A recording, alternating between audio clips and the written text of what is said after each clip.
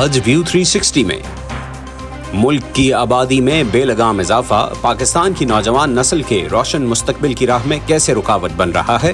जितने ज़्यादा लोग होंगे उतनी आपको खुराक, तालीम, सेहत, इन सब के लिए रिसोर्सेज चाहिए। और बात करेंगे वाशिंगटन में जारी नेटो की सालाना कॉन्फ्रेंस पर।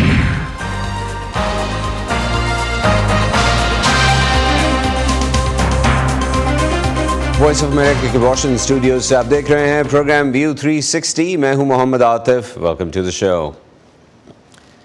आज दुनिया भर में आबादी का आलमी दिन मनाया जा रहा है। तरक्की पजीर मुल्कों में बड़ी आबादी बहुत से मसाइल की बुनियादी वजह है, चाहे वो पानी और खुराक की कमी हो या सेहत और तालीम के शोबे। तेज़ी से बढ़ती आबादी के आगे हुकूमतें ये सहूलियात देने से कासिर नज़र आती हैं। दुनिया की सबसे बड़ी आबादियों वाले दो मुल्क चीन और भारत अपनी बड़ी आबादी को तालीम और हुनर सिखाकर उसे अपनी मुआशी तरक्की के लिए इस्तेमाल कर रहे हैं। पाकिस्तान की तकरीबन 24.5 करोड़ आबादी में से 60% नौजवान हैं जिनकी उम्र 30 साल से कम है, लेकिन इन नौजवानों की अक्सरियत तालीम और हुनर ना होने के बायस इस तरह की माशी तरक्की में अपना किरदार अदा नहीं कर पा रही, जिस तरह माजी में जनूबी कोरिया और हाल ही में चीन या भारत की नौजवान आबादी ने किया है। लेकिन पहले बात करते हैं वाशिंगटन में जारी नेटो मुमालिक की सालाना कॉन्फ्रेंस पर, जो एक ऐसे वक्त में हो रही है जब नेटो इत्तेहाद के 75 बरस मुकम्मल हो गए हैं और यूक्रेन पर रूसी हमले के बाद यूरोप और नेटो मुल्कों को रूसी जारहियत का मज़ीद बढ़ने का खदशा है। हमारी साथी इरम अब्बासी नेटो कॉन्फ्रेंस पर रिपोर्टिंग के लिए उस कन्वेंशन सेंटर में मौजूद हैं जहाँ ये कॉन्फ्रेंस हो रही है और हमें वहीं से ज्वाइन कर रही हैं। इरम, बहुत शुक्रिया, आप हमारे साथ हैं। ये बताइए कि फ़ैसला हुआ है कि यूक्रेन को F-16 तैयारे सप्लाई किए जाएंगे, क्या उम्मीद है इससे नेटो और यूक्रेन को? जी बिल्कुल आतिफ, इस 3 रोज़ा समिट का मरकज़ जो है वो यूक्रेन ही रहा और ना सिर्फ उनको अमेरिकन साख के F-16 फाइटर जेट्स दिए जा रहे हैं, बल्कि और वो भी डेनमार्क और नीदरलैंड्स के थ्रू अमेरिका उनको दे रहा है, नेटो के इत्तेहादी दे रहे हैं। साथ ही साथ नेटो के लिए मिलिट्री एड का ऐलान भी किया गया। $43 बिलियन से ज़्यादा की मिलिट्री एड जो है वो यूक्रेन को दी जा रही है। फिर एक मिलिट्री यूनिट नेटो का बनाया गया है जो कि मखसूस तरीके से यूक्रेन की आर्म्ड फोर्सेस को ट्रेन करेगा। म्यूचुअल एक्सरसाइजेज होंगी ताकि उनका डिफेंस का जो निज़ाम है उसको बेहतर बनाया जा सके और वो रशिया का बेहतर मुकाबला कर सके बकौल नेटो ममालिक के, और ऐसा ही प्रेसिडेंट बाइडेन ने भी कहा। फिर एक और जो अहम मसला नेटो की मेंबरशिप का, आतिफ, वो भी ज़ेर बहस आया इस 3 रोज़ा समिट में। आज आखिरी दिन है समिट का, जिसमें वादा किया गया है कि यूक्रेन को नेटो की मेंबरशिप दिए बगैर कोई चारा नहीं है। लेकिन ये भी कहा गया है कि जब तक ये जंग, जी ये भी बात की जा रही है कि जब तक ये रूस की जंग ख़त्म नहीं होती तब तक यूक्रेन नेटो में शायद शामिल नहीं हो पाएगा। लेकिन ये नेटो में चाइना के ख़िलाफ़ भी बहुत बातचीत की गई है और ख़ास तौर पर रूस को जो सप्लाई कर रही है टेक्नोलॉजी चाइनीज़ कंपनियां इस जंग में मदद देने के लिए, उस पर बात हुई है और उस पर चीन ने भी कुछ रद्द-ए-अमल दिया है, उसके बारे में बताइए। प्रेसिडेंट बाइडेन ने बहुत सख्त अल्फाज अपने रिमार्क्स में भी इस्तेमाल किए, अपनी स्पीच में भी इस्तेमाल किए और उन्होंने कहा कि चाइना जो है वो इनेबलर है, वो रशिया की ताकत को बढ़ा रहा है कि वो यूक्रेन पर अपनी जो जंग उसने जारी रखी हुई है वो जारी रख सके। जैसे कि आपने कहा कि टेक्नोलॉजी के मैदान में और हर शोबे में, वेपन्स में वो रशिया की मदद कर रहा है और जिसकी वजह से यूक्रेन को नुकसान हो रहा है। चाइना का बहुत सख्त रिस्पॉन्स भी सामने आया है। चाइना ने ये कहा है कि नेटो के ममालिक जो है, नेटो समिट जो है वो इस तरह की जारहाना किस्म के बयानात मत दें, दुश्मनी करने वाले बयानात मत दें और चाइना के बारे में ये जो एलिगेशन है कि वो आलमी थ्रेट है, इस तरह के बयानात से गुरेज करें। आज तीसरा और आखिरी रोज़ है इरम नेटो कॉन्फ्रेंस का और सदर बाइडेन आज प्रिजाइड भी करेंगे मीटिंग्स को, तो बताइए आज क्या कुछ होगा? بالکل عاطف، آج جو ہے 2 ورکنگ سیشن ہوں گے جس دونوں میں پریزیڈنٹ بائیڈن اور آف کورس نیٹو کے جنرل سیکرٹری اور باقی جو 32 ممالک ہیں اتحادی، ان کے سربراہان اور حکومتی اہلکار ان دونوں سیشن میں شامل ہوں گے. پھر ساتھ ہی ساتھ پریزیڈنٹ بائیڈن جو ہیں وہ یوکرین کے پریزیڈنٹ سے بھی آج بائی لیٹرل 2 طرفہ بات چیت کریں گے، اور اس کے بعد پھر پریزیڈنٹ بائیڈن جو ہے وہ نیٹو کے اتحادیوں نیٹو سمٹ کا اختتام کریں گے اپنی اسپیچ سے، جو کہ وہ آج ڈیلیور کریں گے. ارم، بہت شکریہ آپ نے ہمیں جوائن کیا نیٹو کانفرنس کے بارے میں معلومات دینے کے لیے. آپ ہمارے ساتھ تھیں اور مزید بات کرتے ہیں نیٹو کانفرنس پر ہی آگے بڑھتے ہیں. اور اب ہمارے ساتھ ہیں امریکی اسٹیٹ ڈپارٹمنٹ یعنی امریکی وزارت خارجہ کی اردو اور ہندی میڈیا کے لیے ترجمان مارگریٹ مکلوڈ. مارگریٹ، بہت شکریہ آپ ہمیں جوائن کر رہی ہیں. فرمائیے کہ ایک ایسے موقع پر جب واشنگٹن روسی جارحیت کے خلاف اتحادی ملکوں کے ساتھ مل کر یوکرین کو ایئر ڈیفنس سسٹم مہیا کر رہی ہے، F-16 مہیا کر رہی ہے، نیٹو ملکوں کے لیے یہ امر کس قدر تسلی بخش ہے کہ امریکہ نیٹو اور خطے کے ساتھ اپنے عزائم پر قائم رہے گا؟ دیکھیے، بنیادی طور پر نیٹو اتحادی ایک دفاعی اتحاد ہے، اور ہم سمجھتے ہیں اگر آپ تاریخ دیکھیں دوسری جنگی عظیم، یہ نیٹو اتحاد بننے کے بعد یہ اتحادی کتنی امن انجوائے کیا، اور ہم سمجھتے ہیں کہ یہ آرٹیکل 5 جس کے تحت ایک پر حملہ ہو جائے تو وہ تمام پر حملہ سمجھا جائے بہترین طریقہ کار ہمارے جمہوریت محفوظ رکھنے کے لیے. جی، آرٹیکل 5 کا آپ نے ذکر کیا ہے کہ ایک ملک پر حملے کو تمام ملکوں پر حملہ سمجھا جائے گا، اور یہ ایک بنیادی آرٹیکل ہے جو نیٹو کو یکجا بھی کرتا ہے اور نیٹو کے پیچھے کھڑا ہے. بھارت امریکہ کا ایک اہم اتحادی ہے، نیٹو اتحادی تو نہیں ہے. امریکہ وزیر اعظم نریندر مودی کے دورہ روس کو کیسے دیکھ رہا ہے، خاص کر جب یہاں نیٹو کانفرنس ہو رہی ہے اور اس کانفرنس کا مرکز یوکرین ہے، روس کی جو جنگ ہے یوکرین پر وہ ہے؟ جی، جیسے ہمارے اسپوکسمین میٹ میلر نے کل ہی کہا، فکر تو ہے، اور ہم انڈیا کو کہہ رہے ہیں کہ وہ احتیاط سے روس سے رابطہ رکھے، لیکن ہم امریکہ انڈیا سمیت ہمارے سب سہیوگیوں کو کہہ رہے ہیں کہ یوکرین کے دیرغالک امن کے لیے روس پر زور دے کہ وہ اپنی فوج یوکرین سے باہر نکلے. تو افغان جنگ کے خاتمے کے بعد اب اگر ہم پاکستان اور جنوبی ایشیا کے خطے کی بات کریں تو اس کے بعد پاکستان اور جنوبی ایشیا کے خطے کی نیٹو کے لیے کیا اہمیت ہے؟ جیسے آپ جانتے ہوں گے، پاکستان نیٹو کا ایک گلوبل پارٹنر ہے، اور اگر میں ایک ہی مثال دے دوں، 2005 میں پاکستان کے زلزلے کے ریکنسٹرکشن میں نیٹو کا ایک اہم کردار بھی ادا کیا. نیٹو اتحادی ہمارے تمام ایکٹیو پارٹنرز کو دعوت دی اس سربراہی اجلاس کے لیے، اور ہماری امید ہے کہ ہمارے پارٹنرز کے ساتھ تعاون جاری رہے. رائٹ. اب اگر ہم نیٹو کے سٹرکچر پر اور اس کی فنڈنگ پر اور اس کے حوالے سے جو مسائل پہلے سامنے آتے رہے ہیں اس پر بات کریں تو سابق امریکی صدر ڈونلڈ ٹرمپ کا نیٹو ملکوں پر یہ اعتراض تھا کہ وہ اتحاد کے لیے اپنے GDP کا 2% کا بجٹ کنٹریبیوٹ نہیں کرتے. گزشتہ سال کو دیکھیں تو صرف 11 ملکوں نے 2% یا اس سے زیادہ کنٹریبیوٹ کیا ہے. پولینڈ اور امریکہ اس میں سر فہرست ہیں، جبکہ 19 ملکوں نے 2% سے کم کنٹریبیوشن دیا ہے. اس پر بائیڈن انتظامیہ کا کیا موقف ہے؟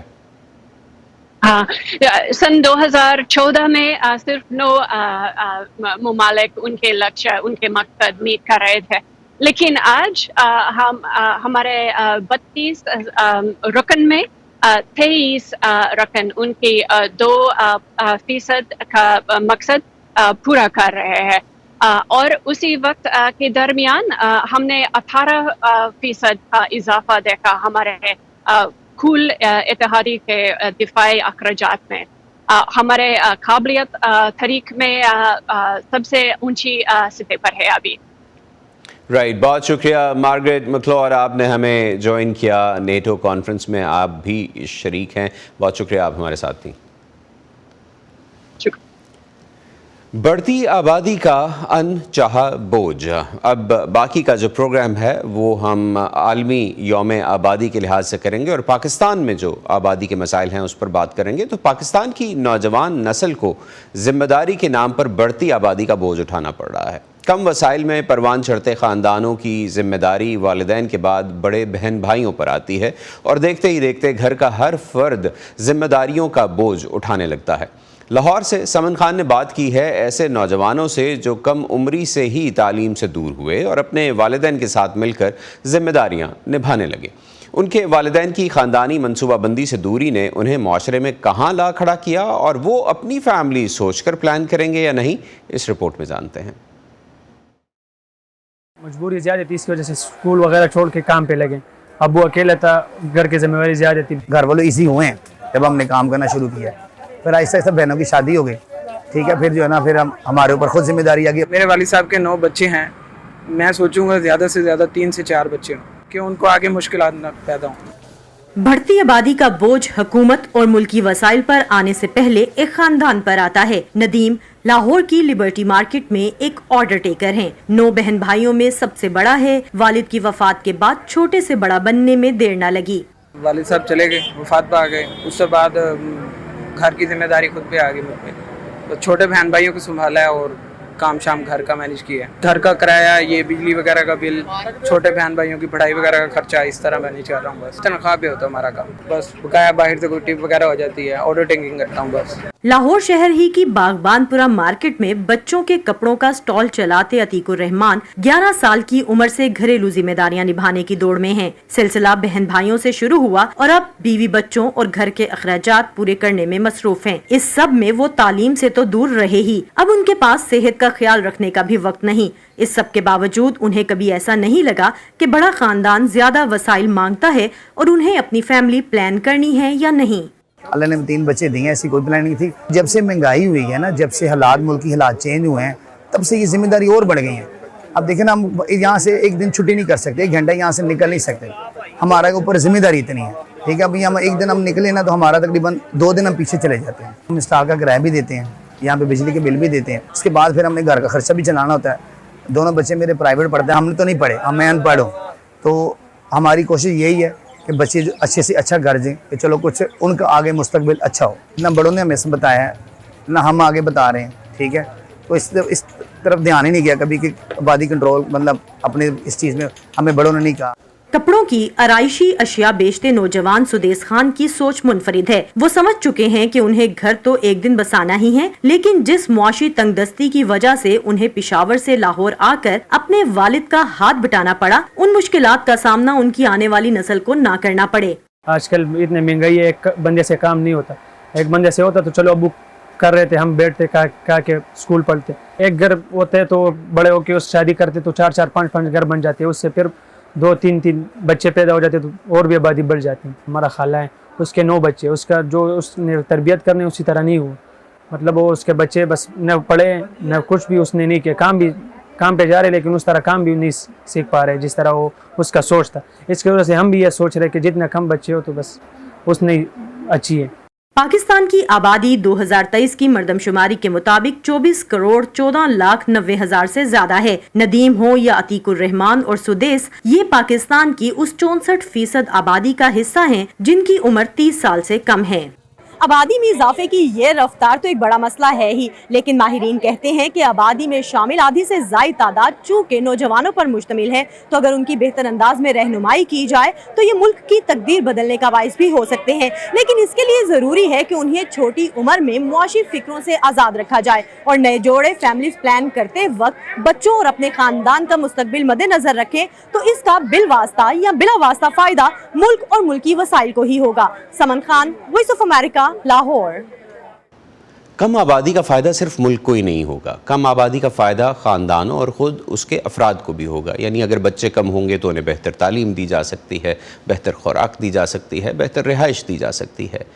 ہر سال تقریباً 20 لاکھ نوجوان پاکستان کی جاب مارکیٹ میں شامل ہو رہے ہیں اور یہ بڑھتی ہوئی آبادی کا ہی نتیجہ ہے. اگر پاکستان کی معیشت ہر سال 6 سے 8% کے حساب سے بڑھے تب بھی پاکستان اتنی نوکریاں پیدا کرنے کا اہل نہیں ہے. اس کے ساتھ پاکستان کے باقی وسائل جیسے کہ پانی، توانائی اور شہروں میں دوسری بنیادی ضروریات پر آبادی کا بے تحاشا بوجھ پڑ رہا ہے۔ سمن خان نے پاپولیشن ایسوسی ایشن آف پاکستان کی صدر ڈاکٹر ناصرہ شاہ سے بات کی ہے اور ان سے جاننے کی کوشش کی ہے کہ کیا نوجوان آبادی پاکستان کے مسائل کا حل ہے۔ آبادی اتنا بڑا مسئلہ ہے کہ جو ہے وہ ہر سیکٹر کو کمپرومائز کرتا ہے۔ انوائرمنٹ، اگر جتنے زیادہ لوگ ہوں گے اتنی زیادہ پولیوشن ہوگی، جتنے زیادہ لوگ ہوں گے اتنا پانی کم ہوگا، جتنے زیادہ لوگ ہوں گے اتنی آپ کو خوراک، تعلیم، صحت، ان سب کے لیے ریسورسز چاہیے جو کہ ہمارے پاس بہت لمیٹڈ ہیں۔ اس میں گورنمنٹ کا رول بہت سینٹرل ہے، کیونکہ آپ اس کو مسئلہ سمجھتے بھی ہیں کہ نہیں، کہ اگر آپ کہتے ہیں کہ جتنے زیادہ ہوں اچھی بات ہے، اور ایک یہ سوچ ہے ہمارے ملک میں جو کہ کہتی ہے کہ ینگ پاپولیشن جو کہ ہے از اے پاپولیشن ڈیویڈنٹ۔ کوریا کا ایگزامپل یوز کرتے ہیں۔ کوریا نے کیونکہ بہت جلدی اپنی پاپولیشن کنٹرول کی، اس وقت پھر وہ جو ان کی ینگ آبادی تھی وہ ڈیویڈنٹ کے طور پہ کام آئی، کیونکہ ان کا جو ہے ورک فورس زیادہ تھی، ڈپینڈنٹس کم تھے، تو ان کی پروڈکٹیوٹی اس لحاظ سے زیادہ تھی۔ بٹ ہمارے ہاں یہ مثال فٹ ہی نہیں ہوتی، کیونکہ ہمارے ہاں جو ہے وہ جو ینگ پاپولیشن ہے اس کو تعلیم تو ہم دے نہیں رہے، اسکلز تو اس کو ہم دے نہیں رہے، تو اس کو ہم ایز اے ڈیویڈنڈ کیسے یوز کریں؟ اگر ہم اس کو ایز اے مسئلہ ڈیفائن ہی نہیں کرتے اور ریکگنائز ہی نہیں کرتے تو پھر تو ہمارا اسٹیپ 1 بھی نہیں ہوا۔ شروع میں 1965 میں جب یہ فیملی پلاننگ پروگرام پہلا شروع ہوا تھا، اس زمانے میں جو ہے Pakistan was noted as an example of a successful family planning program، اور بہت تعریف ہوئی پوری دنیا میں۔ اور اس وقت جو ہمارا ایک بڑا کلیئر ویژن تھا، بچے 2 ہی اچھے، کم بچے خوشحال گھرانہ، یہ ایک جنگل تھا جو ہر وقت ہم سنتے تھے اور ہماری کانشیسنس کا حصہ بنتا چلا جا رہا تھا۔ پھر وہ ختم ہو گیا، پھر ہم کنفیوز ہو گئے، پھر ہمارا پالیسی، ہمارا ویژن اس بارے میں بدل گیا۔ اب جو آج کا ویژن ہے وہ بیس کرتا ہے ایک کانسیپٹ ہے توازن کا، توازن بٹوین ریسورسز اینڈ چلڈرن۔ مجھے ایز اے پاپولیشن اسپیشلسٹ اس کانسیپٹ کی سمجھ نہیں آتی کہ آپ کیا کہہ رہے ہیں، کہ اگر ایک فیملی افورڈ کر سکتی ہے تو ٹھیک ہے، وہ 6 بچے پیدا کر لے، اور غریب کیونکہ افورڈ نہیں کر سکتا تو اس کو 2 سے زیادہ نہیں کرنے چاہیے۔ کیا میسج کیا ہے؟ سو اس کا میسج میرے لیے بہت انکلیئر ہے۔ اگر آپ پوچھیں کہ آیا کتنی تیزی سے کام ہو رہا ہے، تو انفارچونیٹلی پیس اس کی جو ہے امپلیمنٹیشن کی بہت سلو ہے۔ امپورٹنس جتنی کہ اس ٹاپک کو ود ان ڈیولپمنٹ پلاننگ دی جاتی ہے وہ نہیں ہے۔ اور ابھی جس وقت لوگ ووٹ مانگنے جا رہے تھے، کسی نے آبادی کا ذکر کیا؟ از دیٹ یہ کسی کے میپ پہ بھی ہے؟ کسی کے میپ پہ نہیں ہے، کیونکہ یہ پاپولر آرگیومنٹ نہیں ہے۔ گفتگو کو آگے بڑھاتے ہیں۔ مسلسل بڑھتی آبادی پاکستان کے لیے کیا مسائل پیدا کر چکی ہے اور اس سے مزید کیا پیچیدگیاں پیدا ہو سکتی ہیں؟ اس پر بات کرنے کے لیے اب پروگرام میں ہمیں جوائن کر رہے ہیں ڈاکٹر اعجاز احمد، جو کہ اسلام آباد میں قائم انسٹیٹیوٹ آف اربنزم میں سینئر پروگرام فیلو ہیں۔ ڈاکٹر اعجاز، بہت شکریہ آپ ہمارے ساتھ ہیں۔ پاکستان کے وسائل اور موجودہ آبادی کا موازنہ کریں تو آپ کو کیا تصویر نظر آتی ہے؟ جی بہت شکریہ۔ کوئی تصویر اتنی اچھی نہیں ہے، کیونکہ آبادی جس طرح بڑھ رہی ہے اور جو ریسورسز ہمارے، میں صرف ایک جو جتنے میں نیچرل ریسورسز کے حوالے سے بات کرتا ہوں کہ پانی کی اگر ہم اگزامپل دیں تو پر کیپٹا واٹر اویلیبل جو تھا پاکستان بننے کے وقت وہ 5800 cubic metre annum per annum جو ہے وہ اویلیبل تھا، جو کہ اب 800 کچھ جو ہے وہ اس پہ پہنچ گیا ہے۔ تو اگر سے اور پانی واٹر از لائف، اگر ہم اس حوالے سے دیکھیں جو آبادی بڑھ رہی ہے اس کے ساتھ ساتھ یہ ہمارے جو جتنے نیچرل ریسورسز ہیں، جس طرح ابھی رپورٹ میں بھی کہا گیا کہ آپ کے جو وسائل ہیں، جو قدرتی وسائل ہیں خاص طور پر، ان میں جس طریقے سے جو وسائل میں کمی آ رہی ہے، ایک تو پلاننگ کا فقدان ہے۔ پلاننگ جو ہے وہ اس طریقے سے, میں پاپولیشن پلاننگ کی بات نہیں کر رہا, میں ریسورس یوٹیلائزیشن کے حوالے سے جو پلاننگ ہے اس کا فقدان ہے ہمارے پاس. ہمیں جو ہے وہ آئیڈیا نہیں ہے کہ جو ریسورس ایکسٹریکشن جو ہو رہی ہے وہ کس طرح ہو رہی ہے, ہمارے جنگلات جو ہیں وہ کس طرح کم ہوتے جا رہے ہیں. ہم بہت سارے پروگرام تو انیشیٹ کرتے ہیں لیکن ان پروگرام کی افادیت اس وقت تک ہمیں جو ہے وہ محسوس نہیں ہوگی جب تک کہ ہمارے پاس کوئی ایک سالڈ ڈیٹا جو ہے وہ ڈیٹا بیس اویلیبل نہیں ہوتا. ہم آئل کی ہماری ایکسٹریکشن ہے, گیس کی ایکسٹریکشن ہے, ہم کول کی ایکسٹریکشن کر رہے ہیں. وہ کیوں کر رہے ہیں؟ وہ اس لیے کر رہے ہیں کہ جی ہماری آبادی زیادہ ہے, آبادی کی ضروریات زیادہ ہیں, ہمیں زیادہ بجلی چاہیے, ہمیں زیادہ بڑی سڑکیں چاہیے. اب اگر آپ کو سڑکیں زیادہ, کیونکہ گاڑیاں زیادہ ہو گئی ہیں, اگر آپ کو سڑکیں بنانی ہیں تو آپ کمپرومائز کریں گے فارسٹ لینڈ کے اوپر, اور وہ فارسٹ جو درخت ہیں جو کاربن سیکویسٹر کرتے ہیں ان کو آپ کاٹ کے ان کی جگہ پہ سڑکیں بنائیں گے.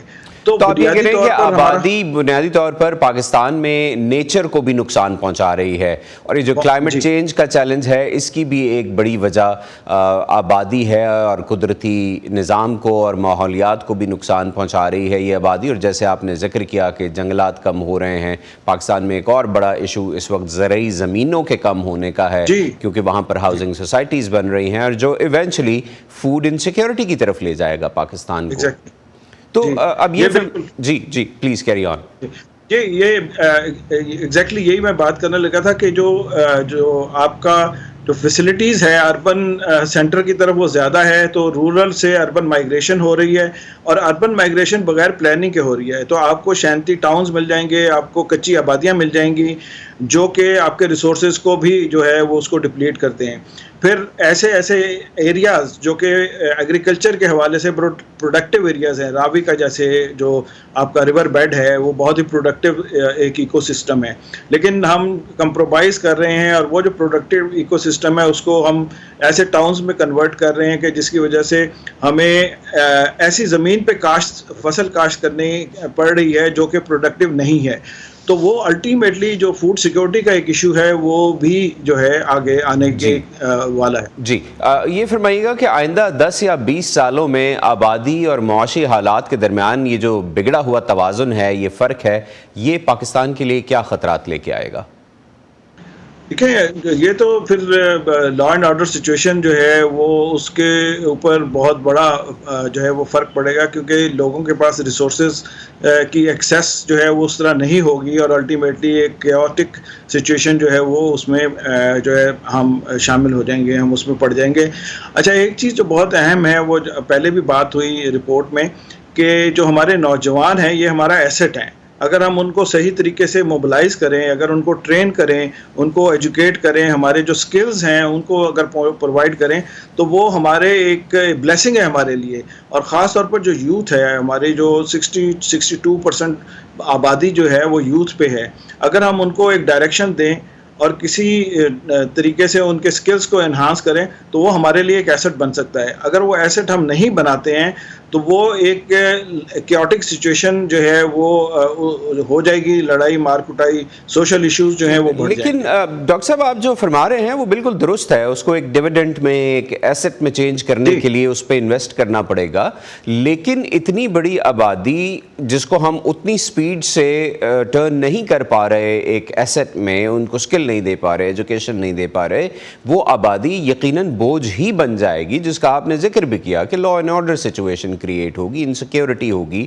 کھانے کے لیے نہیں ہوگا, جابز نہیں ہوں گی, معاشی استحکام نہیں آ رہا. تو یہ یقیناً سارے کے سارے مسائل آبادی سے ہی ریلیٹڈ ہیں, اور اس کے لیے بہتر حل تو یقیناً یہی ہے نا کہ پہلے آبادی پر قابو پایا جائے, کیونکہ معاشی ترقی تو اتنی تیزی سے نہیں ہو رہی ہے. بہت شکریہ آپ نے ہمیں جوائن کیا ہمارے آج کے شو میں اور ہم سے بات کی. شکریہ. ناظرین آج کے پروگرام کا وقت ختم ہوتا ہے, ہمیں آج کے شو سے اجازت دیجیے. مزید خبروں اور دلچسپ معلومات کے لیے آئیے ہماری ویب سائٹ urduvoa.com پر. آپ کو یہ سارا کانٹینٹ ہمارے سوشل میڈیا پیجز پر بھی ملے گا. محمد عاطف کو اجازت دیجیے. خدا حافظ.